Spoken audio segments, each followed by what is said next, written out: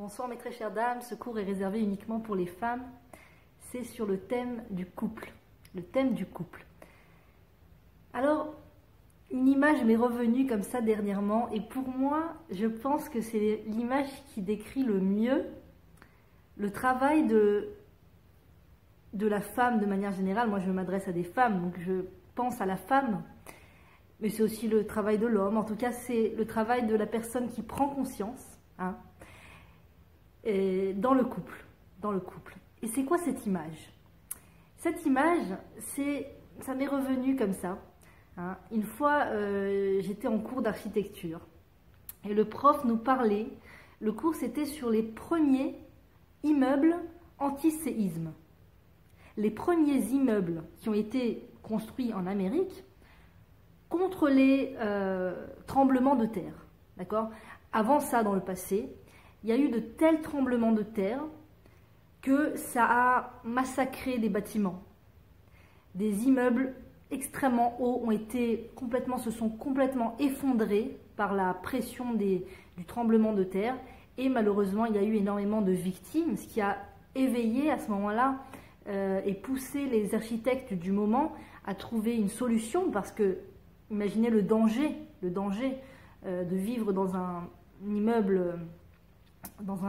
Aujourd'hui, ne vous inquiétez pas, tous les immeubles, logiquement, en normes, sont anti-séisme.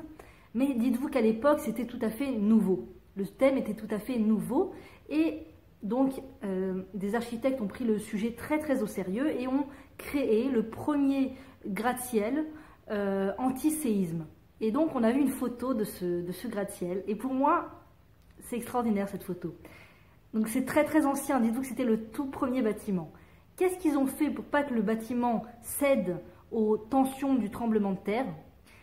Dans un sous-sol très très profond comme ça, ils ont fait toute une pièce anti-séisme. C'est incompréhensible, c'est-à-dire que si quelqu'un qui n'a aucune notion d'architecture rentre dans une telle pièce, elle risque de s'évanouir, parce que c'est quelque chose de très spécial. Il y a des poids, de toutes sortes de poids différents qui sont accrochés à des cordes et les cordes s'entrecroisent et ils ont fait des calculs extrêmement précis et poussés pour savoir quel poids mettre au bout de quel fil et quelle corde qui tire dans quel sens et les cordes s'entrecroisent et tout. Et c'est une photo, on a l'impression que c'est un méli-mélo. On se dit mais qu'est-ce qui se passe dans cette pièce enfin? Cette pièce est censée protéger, et vraiment réellement protéger le premier bâtiment anti-séisme du séisme qui est arrivé par la suite. Donc des cordes avec des poids qui tirent dans tous les sens comme ça, qui sont mis au centimètre près, le poids au poids près, le gramme au gramme près, etc. C'est vraiment fou, c'est fou. Et tout ça, bien sûr, caché de l'œil humain. C'est-à-dire que tous les gens qui habitent dans l'immeuble n'ont pas accès à cette pièce, ni visuellement et ni physiquement. Personne n'a accès à cette pièce. Uniquement les architectes et les personnes qui ont signé comme quoi le bâtiment était en ordre, uniquement ces personnes ont eu accès visuellement à cette pièce qui était vraiment très très spéciale, des cordes et des poids. Imaginez le truc, quoi. Je sais pas, des centaines et des centaines de cordes et des centaines de poids dans tous les sens, dans toute la pièce. Quelque chose d'incroyable. À part l'architecte lui-même du bâtiment, personne n'a eu accès à cette pièce. Donc les gens vont et il y a des va-et-vient permanents dans cet immeuble. Les gens vivent dans cet immeuble des années entières et ils ne savent pas ce qui se passe au souterrain. Ils n'ont pas conscience de cette pièce qui les protégera du prochain séisme. Ils n'ont pas conscience. Et pourtant, elle existe. Et elle protège bel et bien. Cette pièce s'est avérée vraiment dans les normes et a beaucoup, beaucoup aidé. Entre-temps, les styles de construction, les moyens qu'ils ont trouvés pour éviter les séismes et protéger les séismes sont totalement différents aujourd'hui, mais à l'époque, c'est le premier moyen qui avait été testé en fait, et ça a bel et bien marché. Pourquoi je vous raconte tout ça? Pourquoi? Est-ce que vous avez une petite idée de l'image que j'aimerais vous proposer ce soir, ensemble? Cette femme qui est mariée, qui a peut-être, oui, des enfants ou pas. Et, eh bien, la maison est sur ses épaules. La maison de la femme, l'atmosphère qu'il y a dans la maison de la femme, tient sur les épaules de la femme. Oui. Ah, mais pourquoi pas celle du mari? Parce que la femme a reçu ce rôle fantastique, d'accord? On ne peut pas être deux à faire le même rôle, sinon ça veut dire qu'il y en a un qui est en trop. Eh bien, le rôle de la femme, d'accord?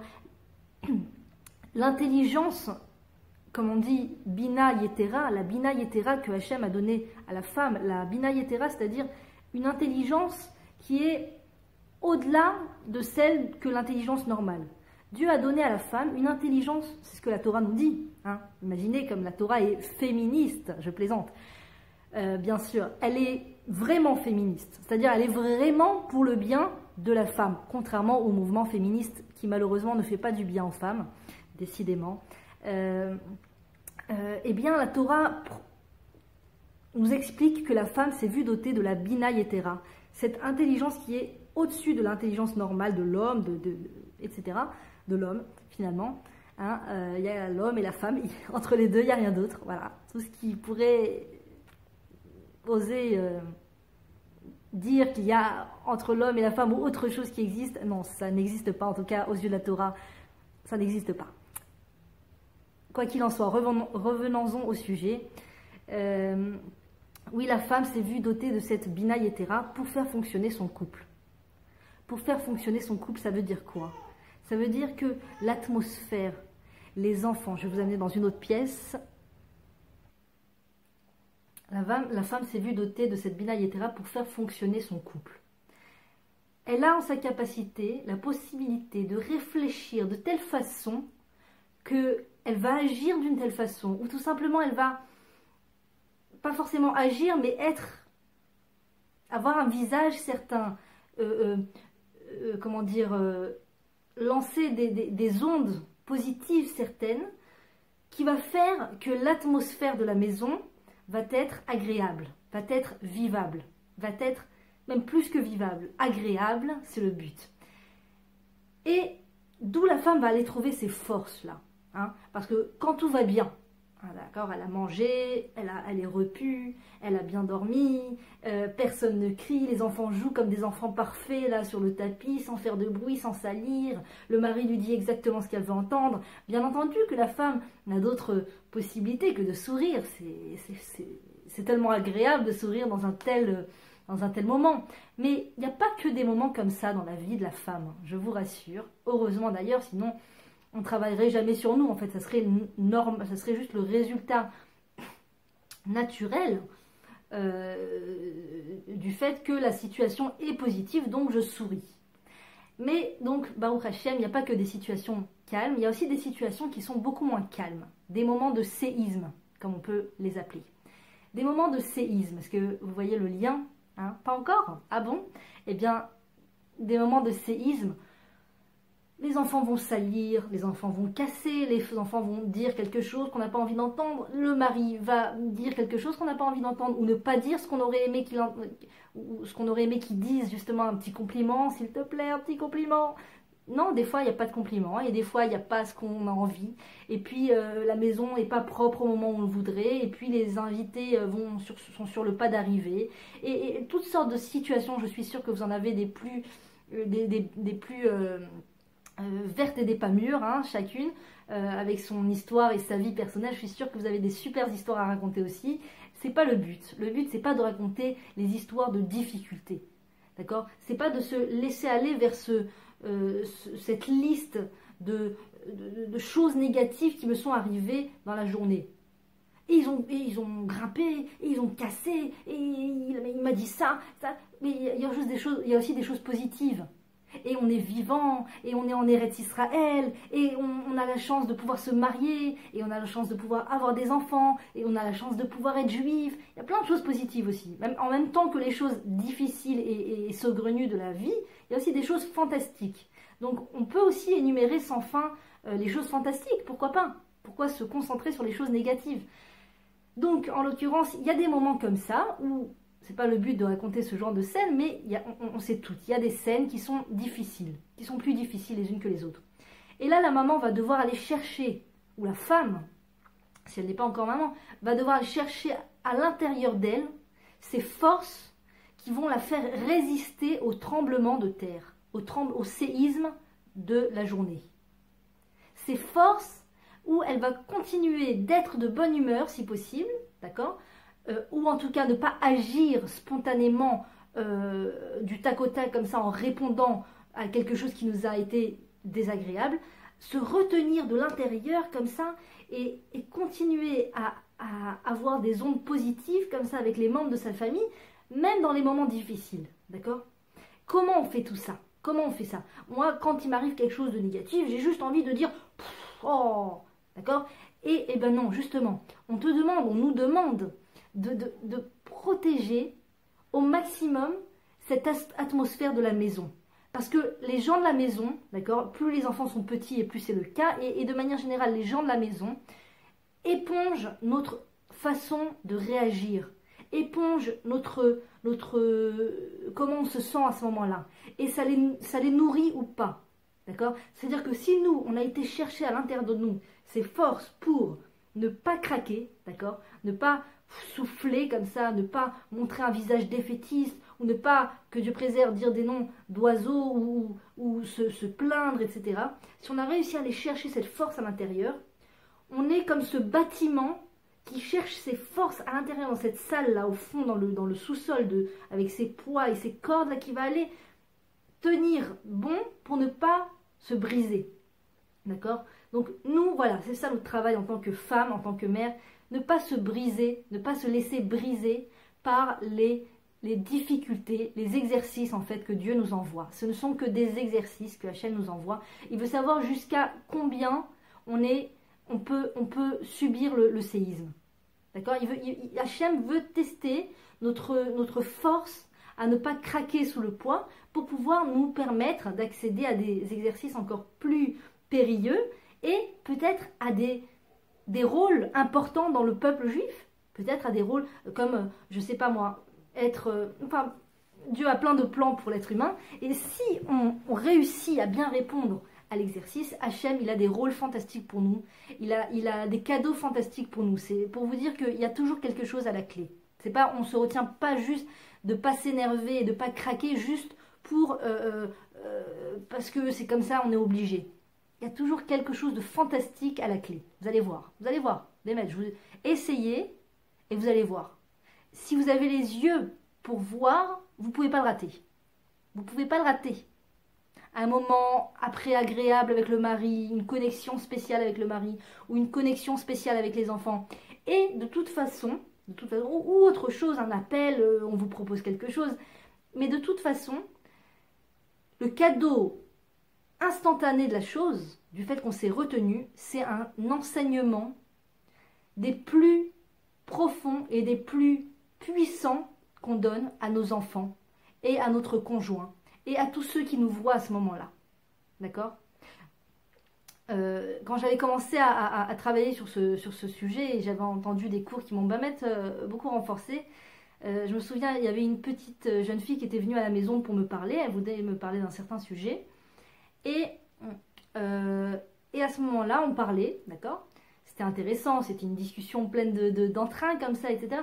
Et à ce moment-là, il y a mon fils qui s'est réveillé, mon fils de 2-3 ans à cette époque. Il est descendu comme ça, et j'ai continué de sourire, de lui sourire, je l'ai pris dans mes bras, et pendant qu'il était sur mes genoux, il jouait avec une bouteille d'eau, et on parlait, on communiquait. Et mon fils a renversé l'eau à ce moment-là sur la table, et j'ai continué de lui parler.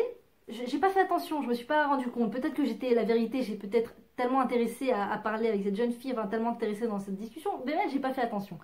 Et à la fin de la discussion, elle m'a dit merci, je te remercie parce que tu m'as enseigné des choses vraiment intéressantes et importantes, mais je voudrais te dire vraiment le plus grand cours que je viens de recevoir ce soir, c'est quand ton fils s'est réveillé et que tu t'es pas énervé, et quand tu l'as pris sur tes genoux et qu'il a fait tomber de l'eau, elle a dit là j'étais sûre que t'allais t'énerver, j'étais sûre, et tu t'es pas énervé. Elle m'a dit là pour moi c'était le plus grand cours de la soirée, je te remercie.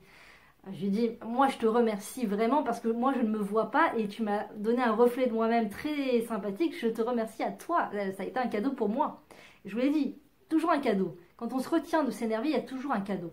Vraiment, comme si Hachem, il veut nous dire, je t'ai vu, ma fille. Mais quelle merveille! Et là, tu t'es pas énervé. Et là, t'as pris sur toi.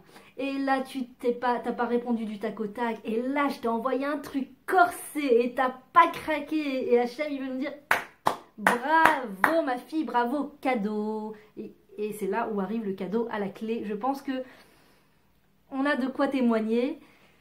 Et voilà, et Hachem, il nous encourage. Vraiment, il nous encourage.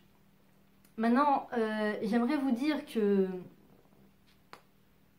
c'est pas facile, c'est pas évident, c'est pas toujours évident. C'est pas toujours évident parce que, comme je vous l'ai dit, les exercices sont de plus en plus corsés et il faut tenir le coup. Alors des fois, ça vient pas des enfants, des fois ça vient du conjoint. Des fois c'est le conjoint qui, je sais pas comment, de façon incroyable, on a toujours une attente, des fois, très souvent on a une attente à l'intérieur de soi, un scénario qu'on se crée. On se crée un scénario, c'est dans l'inconscient de l'inconscient, on s'en rend même pas compte.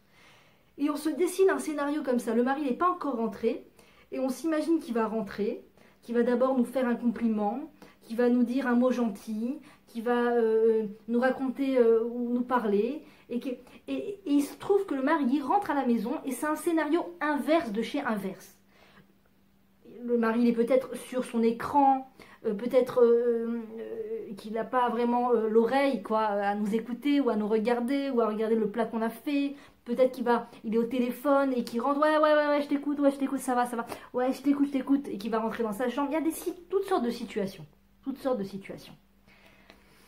Courage, il faut pas craquer, Je vais vous dire pourquoi il faut pas craquer. D'abord parce que le mari il le fait pas exprès. Je vous jure, c'est pas méchant. Il n'est pas méchant, il le fait pas exprès. Ah oui, mais ça me déçoit parce que j'ai fait un repas, parce que je l'attends depuis une demi-heure, il est en retard, et je me suis habillée de façon que je voulais qu'il me fasse un compliment, etc. Il le fait pas méchamment. Et encore une fois, c'est un Hachem qui lui met un logiciel divin dans la tête, qui lui dit, qui lui met ses idées dans la tête, on va voir comment ta femme elle va. Je veux voir comment ma fille, elle réagit quand son mari, il n'est pas exactement d'après le scénario. Parce que quand le mari il colle au scénario, comme on dit en hébreu, zélo chorma, c'est pas une intelligence, il ne faut pas une intelligence suprême pour être joyeuse et contente et sympathique. Quand le mari il colle au scénario, bon bah le découlement naturel c'est qu'on est sympathique, on est contente. Mais justement l'exercice c'est quand le mari il colle pas au scénario qu'on s'est mis dans la tête. Quand le mari ne colle pas au scénario, il n'a pas les mots qu'on voulait, il a encore rouspété, il a encore dit que ça manquait de sel, je ne sais pas, 1001 scénarios. Dans ces moments-là, les filles, c'est là où on construit notre Beth Amikdash. C'est là où on fait ce qui s'appelle Avodat Amidot. C'est juste à ce moment-là. D'accord? Sinon, du matin au soir, on a cru qu'on avait fait Avodat Amidot parce qu'on a souri à la voisine, parce qu'on a essayé de contrôler ses pensées, parce qu'on a dit un compliment à quelqu'un qu'on ne connaissait même pas, parce qu'on a donné à Tzedaka. Tout ça, c'est encore mignon, d'accord? Et je nous le souhaite à toutes. Mais c'est mignon quant au fait qu'on ne s'énerve pas quand notre mari ne réagit pas exactement comme on aurait aimé qu'il réagisse. Ça, je vous dis, je vous assure, c'est le travail le plus périlleux et le plus difficile. Le plus difficile. Je sais pas pourquoi. Je sais pas. Peut-être parce que c'est vraiment ce qui construit vraiment le Beth Amikdash, ce qui construit vraiment notre maison. C'est l'atmosphère qu'on va mettre. Maintenant, moi, le fait de vous le dire, ça m'aide beaucoup à me renforcer. Je vous avoue que le fait de vous dire qu'il faut se travailler sur soi quand le mari rentre, ça m'aide beaucoup à me renforcer parce que je me dis, tu l'as dit, donc tu es obligé de le faire maintenant. Donc ça m'aide. Et j'ai entendu beaucoup de rabbinim et de rabbanotes qui ont dit que le fait qu'elles enseignaient, ça les aidait beaucoup à se renforcer. Donc peut-être que le fait de faire passer ce message à d'autres femmes, peut-être que ça vous aidera vous-même à vous renforcer. C'est une des techniques. Maintenant, on peut travailler en chavruta. Moi, mon mari, il a une idée géniale. Il m'a dit, j'aimerais faire un groupe de chavruta par téléphone, que les gens ils se mettent dans ce groupe. Et bien que je ne suis pas trop pour WhatsApp, moi j'ai pas WhatsApp personnellement et je suis contre parce que moi je me laisse trop aller aux choses, donc je préfère me mettre des khumrot, des barrières comme il faut. Mais il a dit, ça sera un groupe comme ça de chavruta où chacun il rentre dans le groupe Et c'est le titre du groupe, c'est par exemple Avodat Alamidot Babait, travail affinement du caractère dans la maison, ou affinement du caractère avec la femme. Et chacun il dit aujourd'hui j'ai pas crié sur ma femme, aujourd'hui je voulais choisir autre chose et elle a choisi ce que je voulais pas et je lui ai pas fait de remarques. Chacun il dit, et c'est une genre de chavruta comme ça, chavruta virtuelle, et comme ça on se fait grandir les uns les autres et puis on est motivés les uns et les autres de se dire ce qu'on a fait. Et puis ça donne des idées aux autres. Donc je trouve ça fantastique, c'est une idée fantastique. Si vous avez déjà WhatsApp, hein, on n'allait jamais mettre WhatsApp pour un but comme ça, mais si vous avez déjà WhatsApp, je trouve que c'est une idée fantastique de faire un groupe de Avodat Amidot. Maintenant, aussi, une des choses qui fait que la femme va vraiment pouvoir se retenir, c'est qu'elle sait et qu'elle est persuadée qu'à un moment dans la semaine, elle va pouvoir laisser libre cours à ses émotions intérieures. Si la femme est persuadée qu'à un moment dans la semaine, elle va pouvoir crever l'abcès, elle est capable de surmonter cet abcès une semaine entière. Et c'est quoi cette ouverture de l'abcès? La rabbinite Levanon, elle appelle ça la sicha zougit. Sicha zougit, c'est la discussion de couple. La discussion de couple. Et la rabbinite Levanon, je la cite parce que je ne suis pas encore arrivée à ce niveau de ce qu'elle explique, donc je la cite elle, et puis si vous arrivez à le faire, franchement, shkoyar.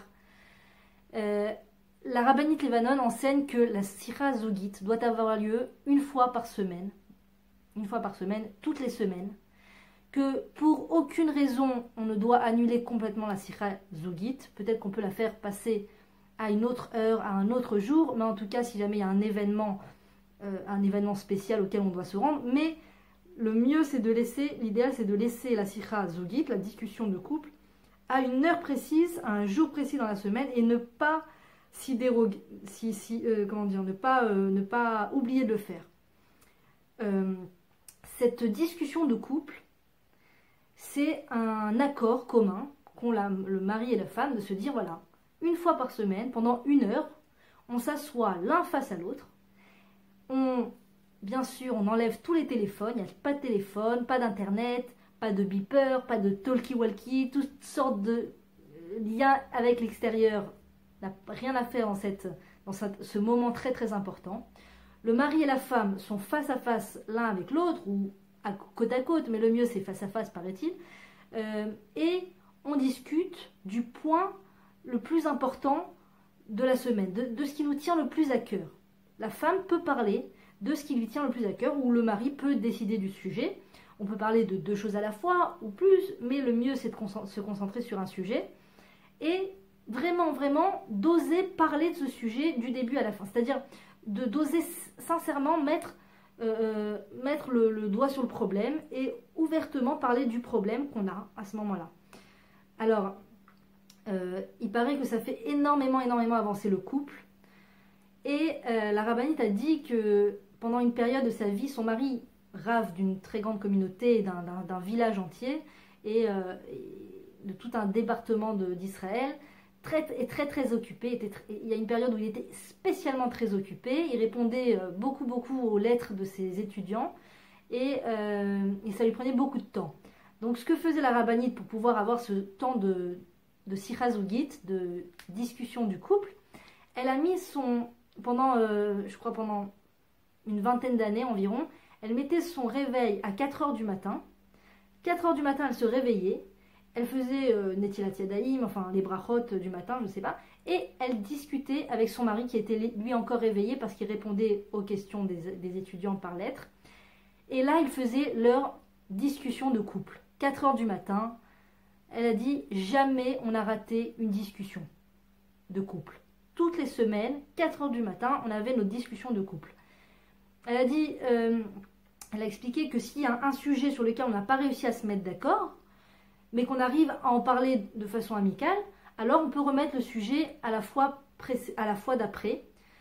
Et elle a dit, dans notre cas, on a parlé pendant 14 ans, on a évoqué le même sujet. Pendant 14 ans, j'évoquais un sujet que mon mari n'était pas d'accord, et après 14 ans, j'ai enfin compris son point de vue, et j'ai était d'accord avec lui, et sur ça on s'est mis d'accord. Mais imaginez, c'est-à-dire la vivacité, enfin comment ils se sont attelés à parler des sujets les plus importants.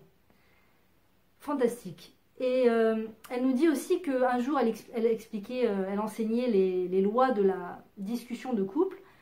Et une femme lui a dit, moi, je n'ai pas besoin de vos discussions de couple. Alors la rabbinite lui a dit, ah bon, pourquoi? Elle dit, parce que moi, je travaille avec mon mari. Je travaille du matin au soir avec mon mari, donc on est tout le temps ensemble. On fait énormément de routes ensemble, parce qu'on vend des choses au travers du pays. Et donc on est énormément ensemble dans la voiture. Et croyez-moi, madame la rabbinite, avec tout le respect que je vous dois, on a vraiment le loisir de parler. Et la rabbinite lui a dit, eh bien, je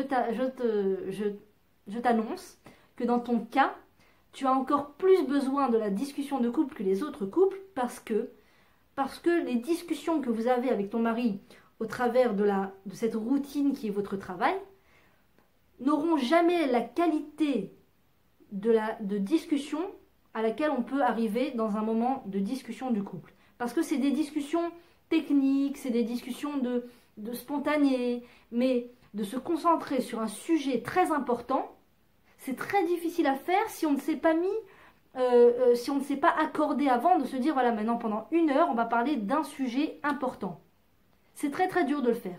Et je ne crois pas que vous arrivez à cette qualité, à ce niveau de discussion avec votre mari au travers de votre travail. Et encore une fois, la rabbinite aussi enseignait les lois du couple. Et un jour, c'est carrément une femme qui lui a dit, moi je suis désolée madame la rabbinite, mais on ne pourra pas faire la discussion de couple. Ah bon, pourquoi? Parce que je suis la femme je sais pas, un homme politique extrêmement occupé, qui a sur lui une charge très très importante de s'occuper d'un certain thème, je ne sais pas, dans le pays.